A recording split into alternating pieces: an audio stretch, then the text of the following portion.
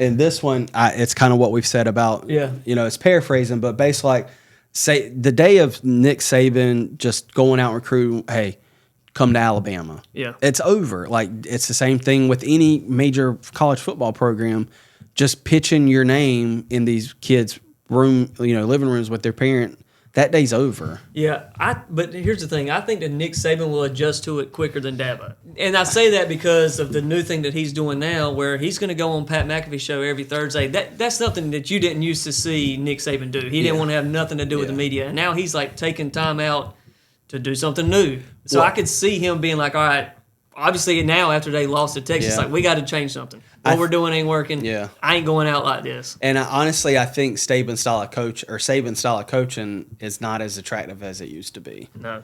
Especially not when, like I said, with the NIL era where teams can players can just leave. Yeah. Like, they don't have to wait until the end of the season. Like, there's a DB from Florida. Yeah. They entered the transfer portal last week, and like in his tweet, like thanking everybody, he didn't even mention Florida's current coach, Billy Napier. And he probably didn't get recruited by Napier. So you feel like he doesn't owe him anything. Exactly. But there's no like loyalty to a school anymore. Yeah. Like, players aren't going to a Clemson or an Alabama for the coaches anymore. They're going for what business deals can I get, NIL. It's a business. It's NFL junior right now. It is, but that's why it kind of speaks highly of the players that do stick around. Mm-hmm. You look at a Luke Doty who could probably have transferred and gone to maybe not another SEC school, but somewhere else, got more playing time, like a smaller school. But he's stuck by South Carolina, and I mean, that's respectable. And there's players like that on every team. Yeah, like we've got a couple with Luke, and obviously we're going to know more because we follow Carolina more. But you've got Xavier Leggett's another one. Yeah, Luke Doty, DeCarrion. You just don't see that a lot anymore. Where I think that's a benefit of being from the state where you're playing at, and have like even if you didn't grow up being a Gamecock fan, you have a little bit of emotional connection with the state and wanting to stay there. And it always shows Xavier's doing himself a lot of favors this season. For sure. it's Sometimes it's good to not the just future. go and to the next, because it doesn't best always, place, it doesn't and then always you just work get out. washed out, and having 4 or 5 receivers, you're not getting as many targets as he is now. There's a quarterback. His name was Tate Martell. He's from like Nevada, Las Vegas. Committed to Ohio State. Arrived at Ohio State. Wasn't named the starter. He transferred to Miami.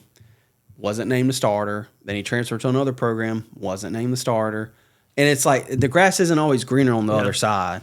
It's like sometimes like there's nothing wrong with waiting your turn, sticking it out, working, and being a better player, because it's like I feel like it teaches. That's the one downside to the portal. It's like it's okay to leave when you hit a rough patch or you don't get exactly your way.